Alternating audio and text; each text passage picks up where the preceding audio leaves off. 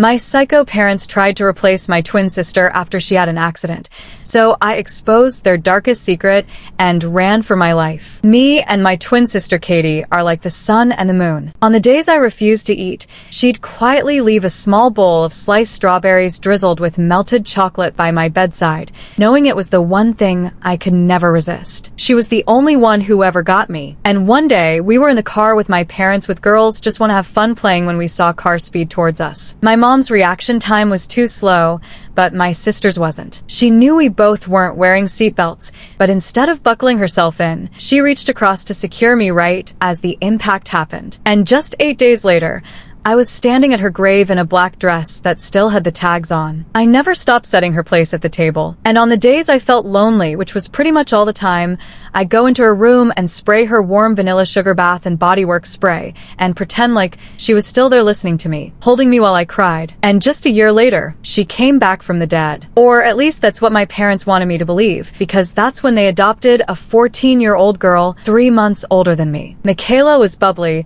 had a gummy smile, strawberry blonde hair, outspoken, the kind of girl to pet every dog she passed by. But she still wasn't Katie. But even though I still felt like there was a gray cloud looming over my head every day, I didn't want to be the one to bring the mood down for. So I started spending more and more time alone in my room. Every day I had the same routine: noise-canceling headphones, listening to the same 5 Sam Smith songs on repeat, and crying until my face was swollen. And sometimes if I wanted to cheer myself up, I'd go to Katie's Spotify profile and listen to every single song while reading the lyrics, trying to picture what she felt as she listened to each one, too. Meanwhile, I could always hear my parents having a blast downstairs. They'd laugh, chat with Michaela about how school went for her that day, and play Xbox games together. By that point, they had gotten rid of all the photo frames of Katie, and if I ever tried to bring her up, they'd look at me with disgust, as if just saying her name was enough to cause another death. It was like she had never existed.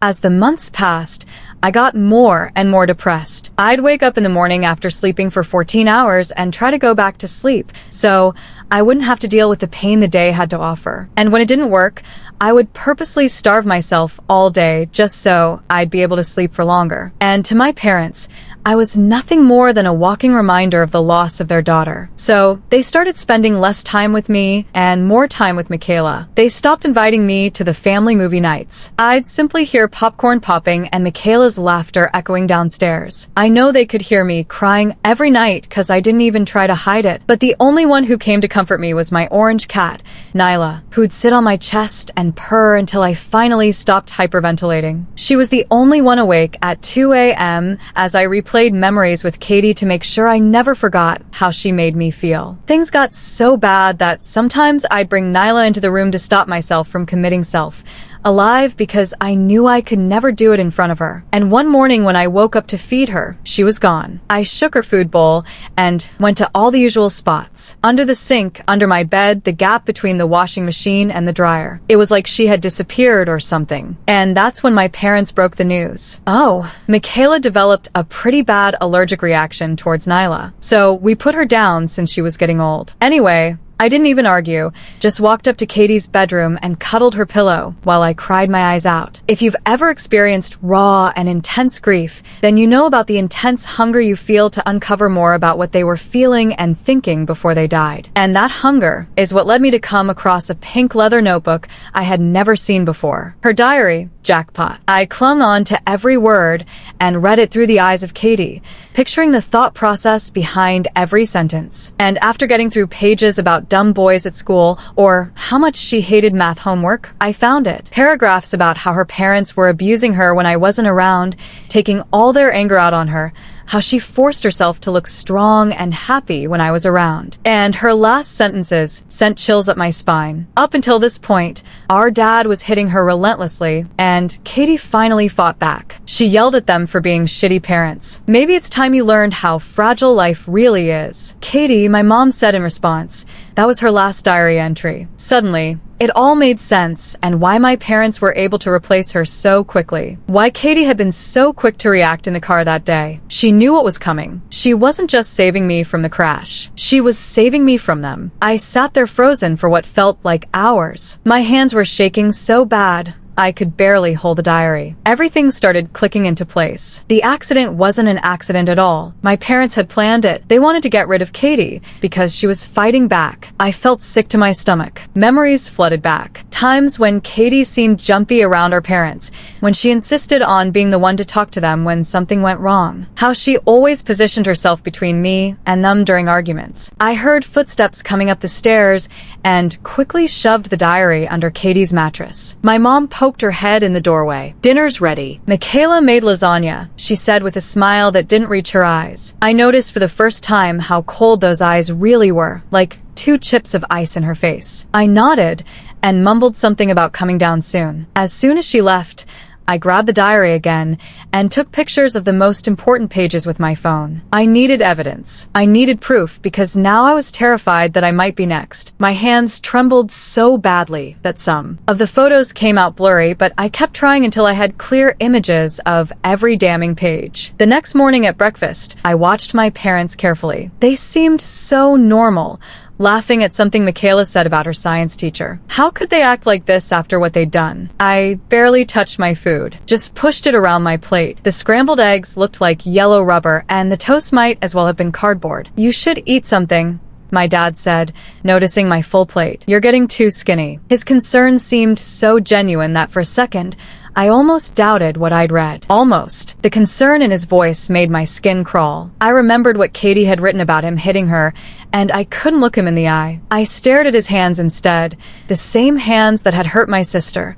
now casually holding a coffee mug. The threat wasn't lost on me. Someone meant a therapist, which meant they could convince people I was unstable. I forced myself to eat a few bites just to get them off my back, swallowing past the lump of fear in my throat. After breakfast, I went back to Katie's room. I needed to read more of the diary to understand everything that had happened. But when I reached under the mattress, it wasn't there. I tore the room apart looking for it, but the diary was gone. I pulled up the sheets, checked under the bed, emptied the drawers, nothing. The panic rising in my chest made it hard to breathe. Michaela's expression changed slightly. "I don't know what you're talking about. Maybe your mom took it when she was cleaning." I didn't believe her for a second. My mom never cleans Katie's room. I'm the only one who goes in there. I stood there fuming, trying to decide what to do next. I still had the photos on my phone, but I needed the actual diary. It was the only real proof I had. That night, I couldn't sleep. I kept thinking about Katie, about the car crash, about my parents' strange behavior since then. I pulled out my phone to look at the diary pages I'd photographed. But when I opened my gallery, the photos were gone. All of them. Not just the diary pages, but every single photo I'd taken in the last year,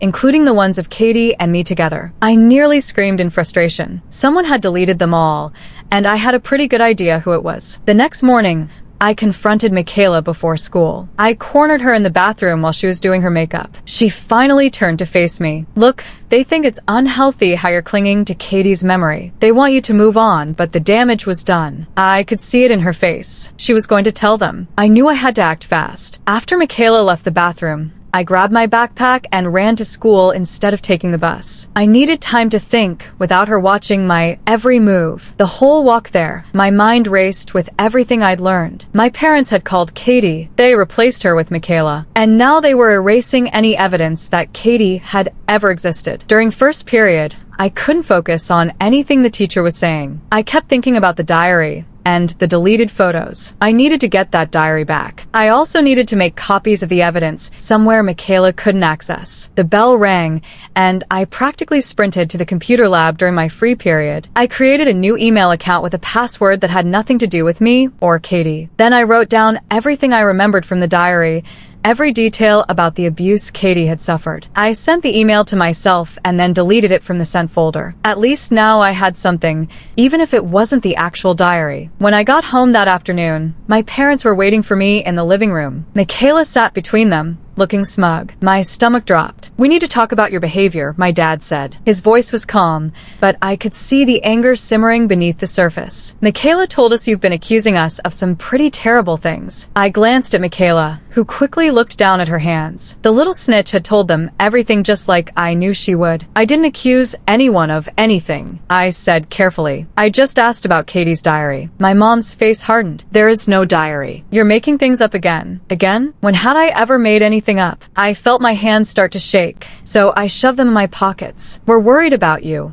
My dad continued. You've been isolating yourself, not eating, talking about Katie like she's still here, and now these accusations. We think you need help. My mom finished. Professional help. I knew what that meant. They wanted to lock me up somewhere, convince everyone I was crazy, just like they had probably planned to do with Katie before the accident. I'm fine, I insisted. I just miss my sister. It's been over a year, my mom said sharply. It's time to move on. Michaela is your sister now. I looked at Michaela, who gave me a small, triumphant smile. She wasn't my sister. She would never be my sister. I have homework, I muttered, heading for the stairs. No one tried to stop me. That night, I waited until everyone was asleep before sneaking into Michaela's room. I needed to find that diary. I searched everywhere, under her mattress, in her drawers, in her backpack. Nothing. I was about to give up when I noticed her trash can. There, torn into pieces, were the pages of Katie's diary. My heart sank. I gathered up as many pieces as I could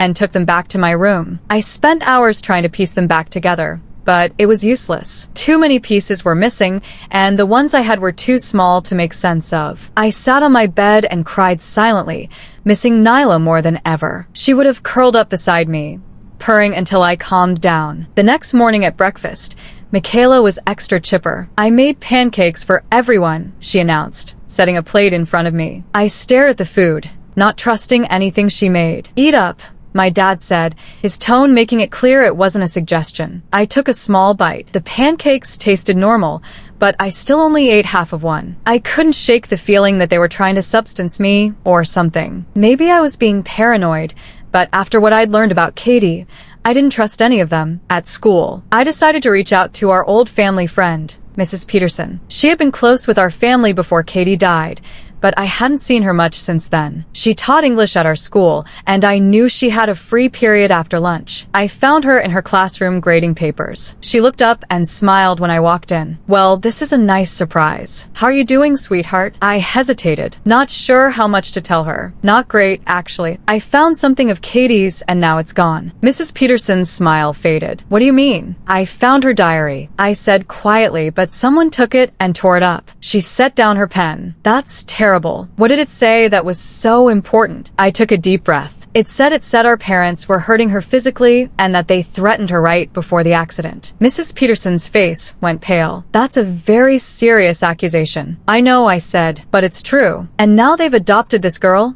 Michaela, and they're trying to make me forget Katie ever existed. They even put down my cat because Michaela claimed she was allergic. Mrs. Peterson was quiet for a long M. Have they hurt you? She finally asked. I shook my head. Number Katie protected me. She always made sure they took everything out on her instead. Mrs. Peterson stood up and closed her classroom door. I need you to tell me everything from the beginning. So I did. I told her about finding the diary, about the photos being deleted, about the torn pages in Michaela's trash. I told her about my parents threatening to send me to therapy, about how they'd erased all traces of Katie from our house. By the time I finished, the bell had rung for the next period, but Mrs. Peterson wrote me a note excusing my tardiness. I believe you, she said, and those 3 words nearly made me cry with relief. But we need evidence. Without the diary, it's your word against theirs. I know, I said miserably. And they're already setting me up to look crazy, Mrs. Peterson thought for AM. Do you have a phone? One they don't have access to? I nodded. They don't know my passcode. Good. Start documenting everything. Record conversations if you can. Take pictures of anything suspicious. And most importantly, be careful. Don't confront them directly. I promised I would be careful and headed to my next class feeling slightly better. At least someone believed me now. That afternoon, I came home to find Michaela in my room, sitting on my bed and flipping through one of my notebooks. I froze in the doorway. What are you doing? I demanded. She looked up, not even pretending to be embarrassed, just looking for something. In my private notebook, she shrugged. Your mom asked me to check on you. She's worried about your mental state. I snatched the notebook from her hands. Get out of my room. Michaela stood up slowly. You know, they told me you might be difficult, that you never accepted Katie's death. But I didn't realize how bad it was. I've accepted that she's dead, I said through gritted teeth. What I haven't accepted is how quickly everyone forgot about her, or how convenient it was that she died right after our parents threatened her. Michaela's eyes widened slightly, and for a second, I thought I saw a flicker of something. Fear, guilt, cross her face, But then she was back to her usual smug self. "You should be careful what you say," she warned. "They're already talking about sending you to a special school for troubled teens." My blood ran cold. What? Yep. Somewhere you can get the help you need. She made air quotes around the word help. Personally, I think it's a great idea. This house would be so much more peaceful without you moping around all the time. She brushed past me and out the door, leaving me standing there in shock. They wanted to send me away, just like they'd gotten rid of Katie. Just like they'd gotten rid of Nyla. I needed to act fast. That night, I set up my phone to record while we ate dinner. I hid it in my hoodie pocket, hoping to catch something, anything that would prove what they were planning. Dinner was tense. My parents kept exchanging glances, and Michaela kept smirking at me across the table. I pushed my food around my plate, not trusting it. "Not hungry again?" my mom asked, her voice falsely sweet. "I had a big lunch." I lied. "You need to eat to keep your strength up," my dad said. Especially with everything coming up, I looked up sharply. "What's coming up?" Another glance between my parents. "We've been talking," my mom said carefully, "and we think it might be good for you to spend some time at a special school. Just for a little while." "A special school?" I repeated flatly. "You mean a mental institution?" "It's not like that," my dad insisted. "It's a place for teens who are struggling with grief and other issues." "What other issues?" I demanded. "Your delusions, for one," my mom said, dropping the sweet act. "Your accusations. Your refusal to accept reality." "My reality is that my twin sister died in a car crash that wasn't an accident," I said, my voice rising. "My reality is that you two threatened her right before it happened. My reality is that you're trying to erase her and replace her with this stranger." I pointed at Michaela, who gasped dramatically. "See what I mean?" she said to my parents. "She's been saying horrible things like this for weeks." My dad slammed his hand on the table, making the plates jump. "That's enough. You will not speak to your sister that way." "She's not my sister," I shouted. "Katie was my sister. Katie, who you abused and then unalived." The silence that followed was deafening. My mom's face had gone white, and my dad's had turned an ugly shade of red. Michaela looked between them,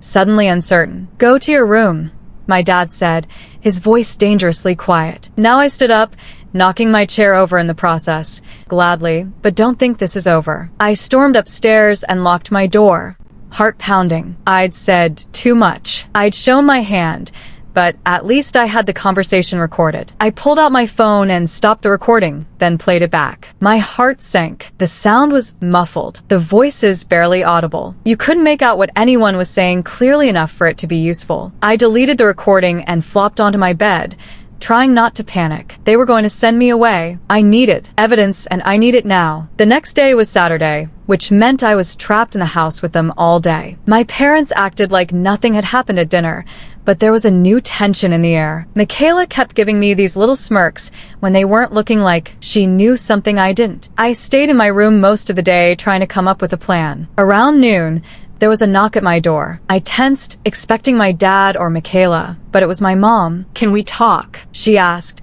her voice gentle in a way it hadn't been in months. I nodded wearily, and she sat on the edge of my bed. "I know things have been hard for you since Katie died," she began. "And I know we haven't always been the most understanding." I stared at her, not trusting the sudden change. "But we love you," she continued. "We only want what's best for you. This school we're considering, it's a good place. They can help you work through your grief in a healthy way." "I don't need help," I said. "I need people to believe me." My mom sighed. "Believe what exactly? That we somehow caused the accident? That we hurt Katie? These are serious accusations, and they're simply not true." I read her diary, I insisted. She wrote it all down. "This imaginary diary," my mom said, her voice hardening slightly. "The one you can't produce. Because Michaela destroyed it." My mom stood up. "This is exactly what I'm talking about. These paranoid delusions about Michaela, about us. It's not healthy." "It's not a delusion," I said. But my voice sounded weak, even to my own ears. "We've made an appointment for you to talk to someone on Monday," my mom said. "A psychiatrist. If you cooperate,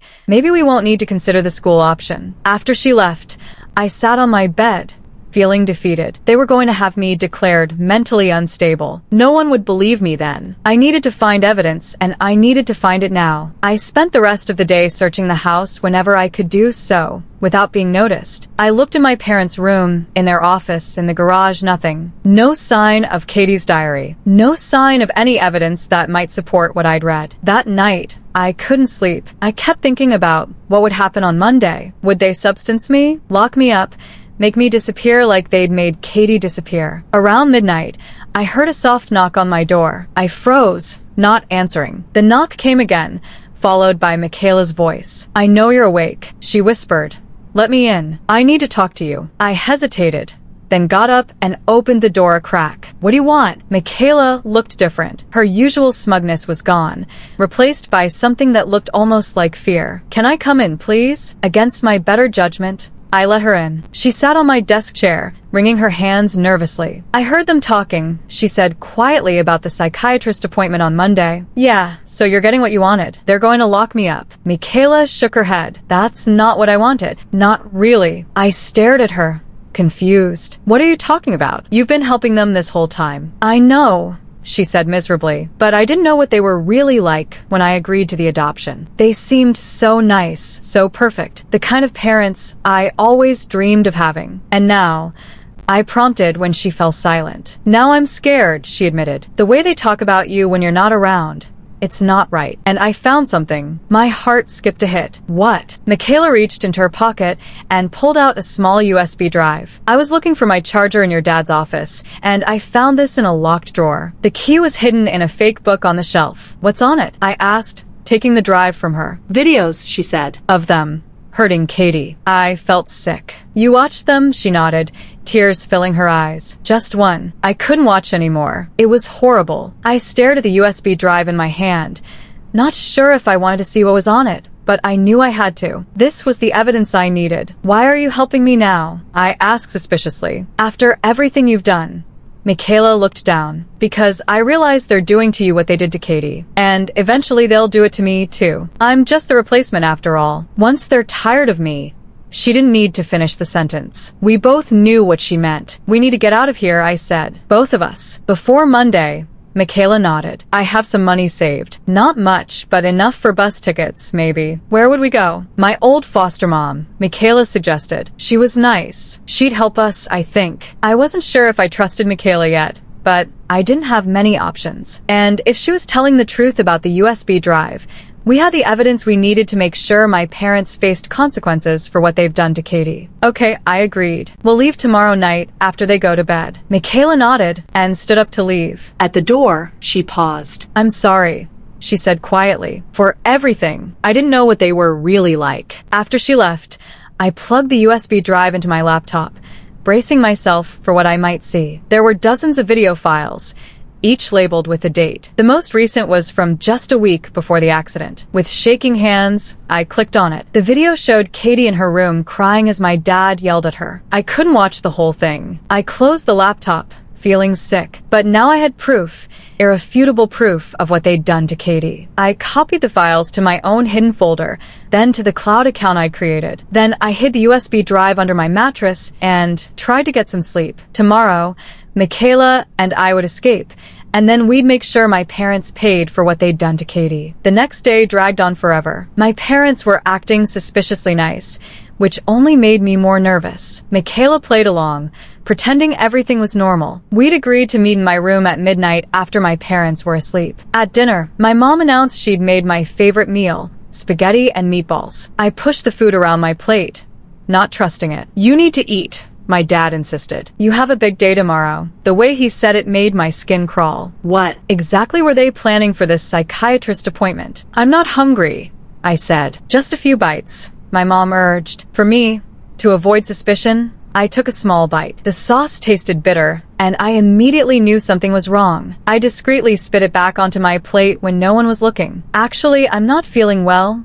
I said, pushing my plate away. "I think I'll go lie down." My parents exchanged a look. "I'll bring you some tea," my mom offered. "No thanks," I said quickly. "I just need to sleep." I went upstairs and locked my door, then texted Michaela, "Don't eat the food. I think it's drugged." A few minutes later, she texted back, "Too late." Feeling dizzy, my heart sank. Without Michaela, I'd have to escape on my own, and I'd have to do it tonight before whatever they had planned for tomorrow. I packed a small bag with essentials, clothes, toiletries, the USB drive, and what little money I had saved. Then I waited, listening for any sign that my parents had gone to bed. Around 10 p.m., I heard them come upstairs. My mom knocked on my door. Are you feeling any better? A little. I lied. I'm just going to sleep. Okay, sweetie. We'll check on you in the morning. I waited another hour until the house was completely silent. Then I quietly unlocked my door and peeked out. The hallway was dark and empty. I tiptoed to Michaela's room and gently pushed open the door. She was sprawled across her bed, still fully dressed, snoring softly. I tried to shake her awake, but she just mumbled incoherently. Whatever they put in the food had knocked her out completely. I had to leave her behind. I hated to do it, especially after she tried to help me, but I had no choice. I left a note on her nightstand. I had to go. The USB drive has the evidence. Get it to the police if I don't make it. Then I crept downstairs, careful to avoid the steps that creaked. The house was eerily quiet. I made it to the front door and was about to unlock it when a light switched on behind me. Going somewhere? My dad asked. I spun around. He was sitting in the living room, a glass of whiskey in his hand. He didn't look surprised to see me with my backpack. I stammered. Running away? He suggested. That's not very grateful after everything we've done for you. I backed up against the door. What have you done for me? You unalived my sister. You erased her from our lives. You're trying to replace her with Michaela. My dad stood up slowly. We gave you a perfect life, a perfect sister, and this is how you repay us. Katie was perfect. I said she was perfect and you hurt her. And then you unalived her. Katie was weak. My dad spat. She couldn't take discipline. She fought back. But you've always been the good one, the obedient one. Until recently, he took a step toward me and I fumbled for the door handle behind me. Stay away from me. You're not going anywhere, he said. Especially not with that USB drive you think we don't know about. My blood ran cold. They knew. Somehow they knew. Michaela told us everything. My dad continued. About your little escape plan, about the evidence you think you have. Michaela had betrayed me again. Or had she? Maybe they'd forced it out of her after drugging her. Either way, I was trapped. It doesn't matter, I said, trying to sound braver than I felt. I've already sent copies of the videos to other people. If anything happens to me, they'll go to the police. It was a lie, but my dad's face darkened with doubt. You're bluffing. Am I? Are you willing to take that chance? For a moment, we stared at each other in silence. Then my dad lunged forward, grabbing my arm. I screamed and kicked, managing to break free. I ran for the kitchen, looking for a weapon, anything to defend myself. My dad followed, his face contorted with rage. You ungrateful little brat. After everything we've done for you, I grabbed a knife from the counter and pointed it at him. Stay back. I swear I'll use it. He laughed, a cold, cruel sound. You don't have the guts. You're not like Katie. She hid fire. You're just a pathetic copy. I'm nothing like Katie. I agreed. But that doesn't mean I won't protect myself. My dad took another step forward, and I slashed the knife through the air. He jumped back, surprised. In that moment, I heard footsteps on the stairs. My mom appeared in the doorway, her face pale. What's going on? She demanded. Our daughter is threatening me with a knife, my dad said, his voice eerily calm now after trying to run away. My mom looked at me, then at the knife in my hand. Put that down now. No, I said. Not until you admit what you did to Katie. We didn't do anything to Katie, my mom insisted. She died in a car accident. An accident you would have died in too, if she hadn't saved you. She saved me from you, I shouted. She knew what was coming. She knew you were planning to hurt us. This is ridiculous, my mom said. You're having some kind of breakdown. Put down the knife, and we can get you help. I don't need help, I said. I need the truth. I've seen the videos. I know what you did to her. My parents exchanged a look. What videos? My dad asked too casually. The ones on the USB drive. The ones showing you hurting Katie. My mom's face hardened. There are no videos. There never were. This is just another one of your delusions. But I could see the fear in her eyes. She was lying. I've already sent them to Mrs. Peterson. I bluffed. She has everything. The videos. Katie's diary entries. Everything. My mom's face went white. You're lying. Call her and find out, I challenged. Or better yet, call the police. I'm sure they'd be very interested in those videos. My dad took a step toward me, but my mom put a hand on his arm. Wait, she said. We need to think about this. There's nothing to think about. My dad growled. She's bluffing. And if she's not? My mom hissed. If she really sent those videos to someone, they were scared. For the first time, they were actually scared. I pressed to my advantage. I'll make you a deal, I said. Let me leave. Let me go stay with Mrs. Peterson. Don't try to stop me. Don't try to have me committed. And those videos stayed private. My parents looked at each other, having some silent conversation I couldn't interpret. Finally, my mom nodded. Fine, my dad said.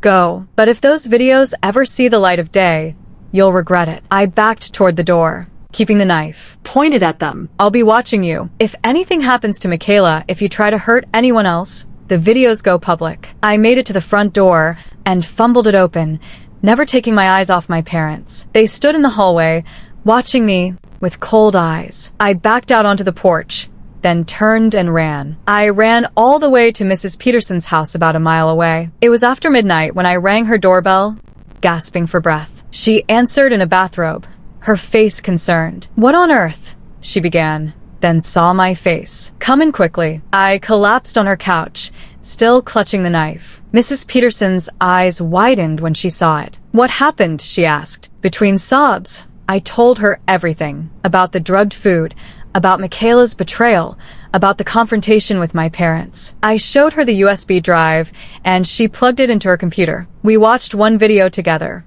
both of us crying by the end. Mrs. Peterson hugged me tightly. You're safe now, she promised. They can't hurt you anymore. The next morning, Mrs. Peterson called the police. They came and took my statement, and I gave them the USB drive. They promised to investigate, to check on Michaela, to make sure my parents couldn't hurt anyone else. It turned out Michaela hadn't betrayed me after all. My parents had found the USB drive missing and assumed I had taken it. They had drugged both of us at dinner, but I hadn't eaten enough to be affected. The police found Michaela still drugged in her bed. They took her to the hospital, where she eventually woke up and confirmed my story. She told them about finding the USB drive, about our plan to escape, about how my parents had been manipulating both of us. With the videos as evidence, plus our testimonies, my parents were arrested.